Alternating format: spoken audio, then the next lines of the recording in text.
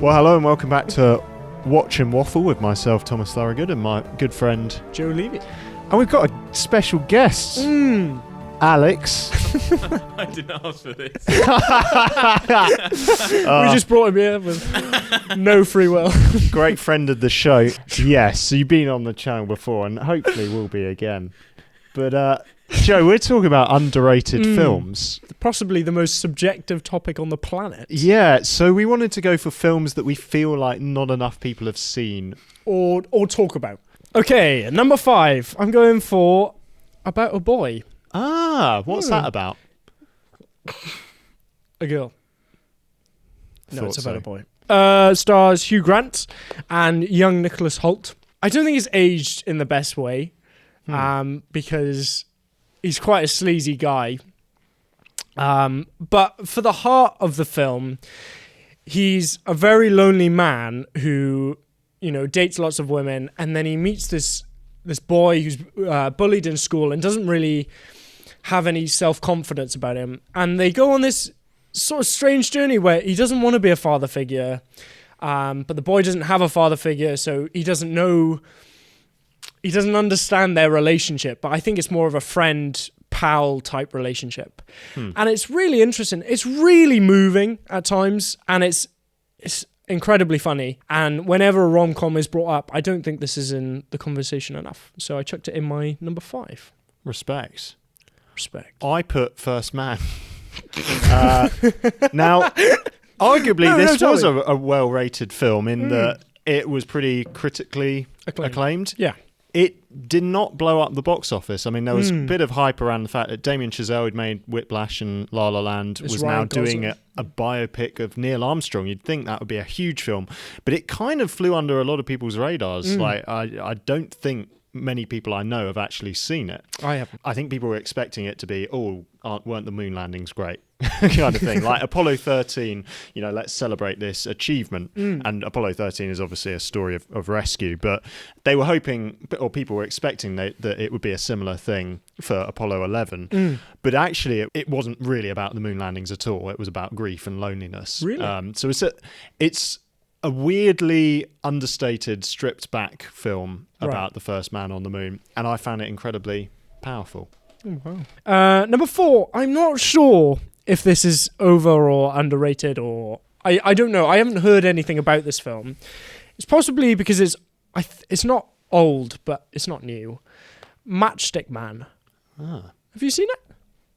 No. This is what I mean. When I got shown it by my girlfriend, and she has a terrible taste in films, but this And she's here today. I really didn't think this was going to be good, but it's directed by Ridley Scott, features Nicolas Cage and Sam Rockwell, and Hans Zimmer did the score. Of course he did. Because the credits, like, you know, in those 1990s films and the 2000 films where everything's shown before you watch it. When I was watching it, I really I was like, this is going to be amazing. And it really was. It's the best Nicolas Cage I've ever seen. He really delivers a magnificent performance. Sam Rockwell, who I think is epic, is fantastic. It's very different to Ridley Scott's usual films. It doesn't feature a ginormous alien or whatever. It's not. It's not that fight scene intensity. It's just a very well built film, and I don't hear it talked about at all. Really, I went for The Double, a Richard Ayoade directed film. He's directed 2 films. He did Submarine and The Double, which is with Jesse Eisenberg, and I love the aesthetic of it. It's kind of how people in the 50s imagined the future. So lots of bureaucracy, big chunky computers with chunky keyboards. You don't really find out what this organization is doing. They're just crunching through loads of data. And the premise is that Jesse Eisenberg's character meets his doppelganger. And in a lot of folklore, that's kind of a bad omen. It means death if you see your doppelganger. It's this kind of a terrifying thing, which Jordan Peele played into in Us, of course. The most terrifying thing in some ways is seeing yourself or a kind of another version of you. So it's a very interesting film. It's darkly comedic. It's unexpected. I feel like not many people know about it. No, I've never heard about it. Because I've heard about the submarine, isn't it? I haven't seen it. That was filmed at my school. Was it actually? It genuinely was. Wow. They had like the poster up and everything. It was very bizarre. But yeah, I've never seen him as a director. My number 3, absolutely fantastic film, very underrated, Sing Street.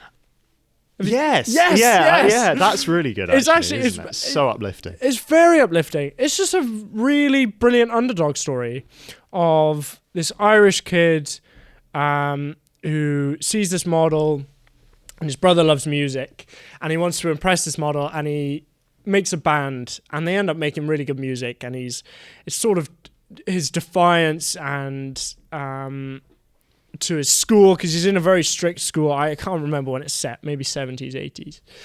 But it's a really lovely film, which is just, like you said, very uplifting. The characters are great. It's very funny. Brilliant ending. The riddle of the model. Yeah. Yeah. My number 3 is The Fountain. Darren Aronofsky. Have you seen that, Alex? No. So, thank you. Sorry. We bring you on, Alex, for enthusiasm. I'm just balancing. Just that, no. Sorry. I'm balancing out. It was Maybe your one you wanna do that opportunity. again. You will never, Darren Aronofsky. you will never see him again. No way! I missed it. So it's just that's how Darren Aronofsky makes me feel. I've never seen any of his films. He's the dude with the weird images. So his films are undeniably provocative and divisive. Requiem for a Dream. Oh, right. Mother. I haven't seen that with yet. an exclamation Mother! mark. Mother! Mother. Marriage. So his films are weird, disturbing, and very depressing a lot of the time. Oh, wonderful. Why isn't this Also, scene like, more? unbelievably pretentious. Unbelievably pretentious, that's true. But The Fountain, it stars Hugh Jackman and Rachel Weisz. Jackman? And Rachel Weisz's character is dying. And it's about Hugh Jackman going on this journey to kind of try and find the cure. But it's told across 3 different eras. It is utterly bizarre. I don't understand it, but it is an incredibly arresting experience. I kind of like it. And what I love is I have the DVD, and on the DVD cover, one of the reviews they've chosen to put on the DVD cover, it says something like, "This film makes a virtue of its flaws." Which I thought, wow, that's a very interesting. Normally you just put the 5-star. If you're going to put a review on the cover, you just put just positive shut up things. and put 5 things. Yeah. But I think what that acknowledges about it is there are things about this film that would make it annoying for many people, but actually are part of what makes it compelling. The fact that it's these 3 different time spans, you don't really understand what's going on. Yes, I can understand why that would really turn a lot of people off. But the film makes a virtue of those and is the best annoying film that it could be, I think. So yeah, wow. The Fountain. My number 2 is this film which stars Toby Jones, who is in The Detectorists and is for some reason in Hunger Games. I don't know. He's in everything. He's in everything. He most recently came out in the Postman Bates TV show. So this film is called Marvellous. It's about a Christian. I genuinely think it's the best Christian film I've seen. It's about this true story about this man who's got special needs, I think learning difficulties. And he has got the most extraordinary life. Like you watch it and you're like, there's no way this is real. But it genuinely is. He's just a normal guy who his mother is very old and becoming ill. And he works for the circus, and then they leave without him, so he goes in between jobs. He just shows up at university, starts welcoming students, and tells people that he works there.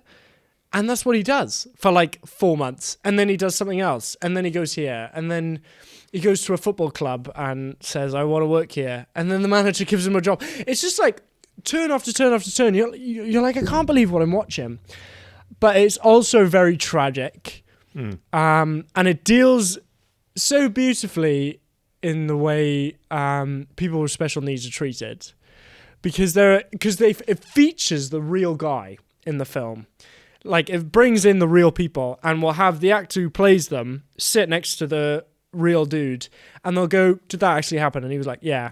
And there are moments where he gets made fun of, and he sits next to the real guy, and he's like, didn't that hurt? And he was like, no, you just keep your head up and keep moving. And it's such an interesting way to do a biopic. It's so refreshing, and it's really moving and very funny. That sounds great. I want to check that out now. This is the fun thing this about is the fun sharing thing about, underrated yeah, movies. I don't think I want to watch anything off you. No, I was intrigued by... I don't know why I bother. My number 2 is James Cameron's The Abyss, Shocker. which is a very underseen James Cameron film. Everyone knows about Avatar and Titanic because they're among the highest grossing films of all time. But The Abyss is similar scale in some ways. You know, it's big, high budget, but I don't think it did very well. It's about this expedition into the deep ocean where they end up getting stuck on the deep ocean and encounter some kind of alien presence, which is unexpected. Normally the aliens come from above, but in this film they're met kind of in the darkest pit of the ocean.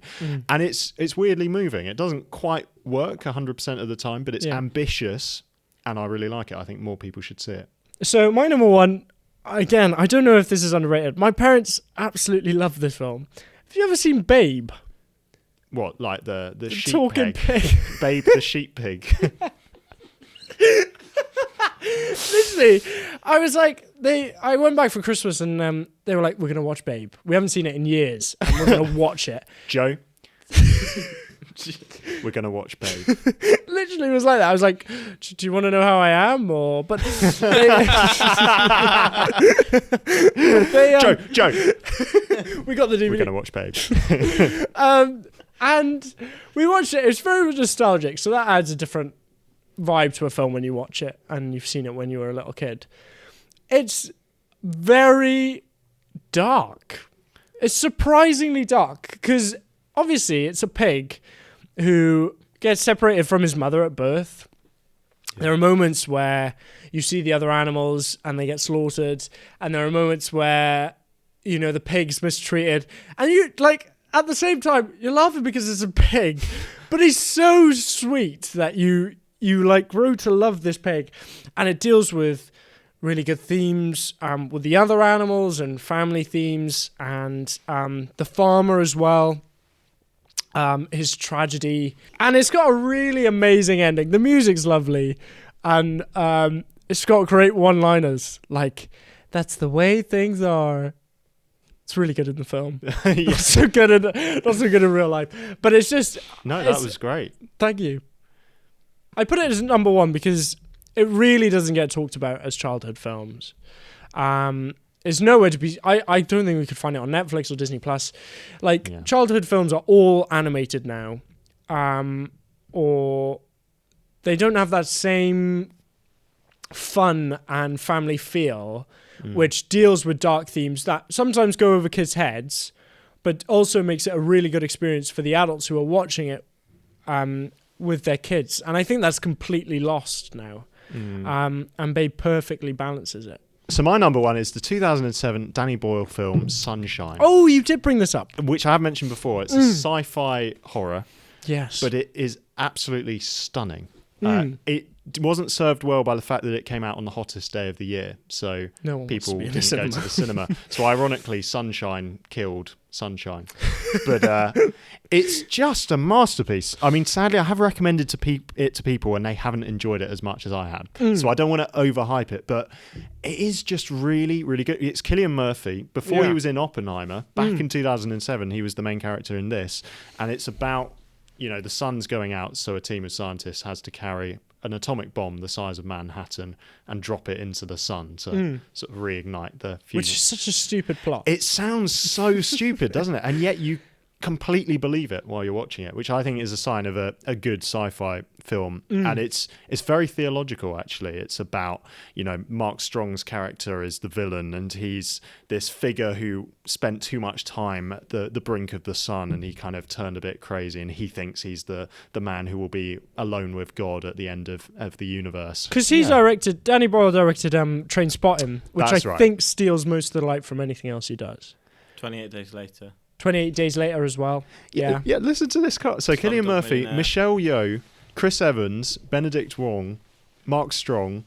I mean, everyone's in it. That is ridiculous. But it's incredible. So Alex, you've sat in on that. Thank you. Thank you. And sorry. Your presence has been much No, appreciated. sorry for piping up. What do you think about any films that you thought aren't underrated? I've forgotten them all. Oh, So thank you. that's all. Great. Cheers. Trap. We love you. No, I do remember. I think Marvellous. I've heard marvelous things yes, about. Marvellous. I've heard amazing things about, and it's less than 90 minutes, It's really short. which is always to be commended. I think Yeah. I loved what you described as the format. I thought that was so cool. It is lovely. And the real subject. Thought it was very interesting. Mm. I just last night I discovered the existence of The Abyss as a film, and I really wanted to watch it. And then you brought it up. I really want to watch The Abyss. That sounds so up my street. I love the sound of the double. I thought Richard Ayoade had made Submarine and then just like binned it off. Drop the mic so- and was like, I'm done. Yeah. But my bro- look, I can sort of do a budget Wes Anderson. The double sounds great. I'm a That fan sounds of good as Richard well. Ayoade. I enjoyed the double a lot more than Submarine, I think. Yeah. I haven't Yeah, seen I The did. Submarine. Yeah. Yeah. And it's your school. That's crazy. Wow. My brother knows someone who auditioned for a Richard Ayoade film. It was either Submarine or The Double, and apparently Richard Ayoade is exactly off screen is exactly as he is on Fair screen. play. Well, thanks so much for watching, everyone. Do subscribe on your podcatcher of choice. We're on all of them, aren't we?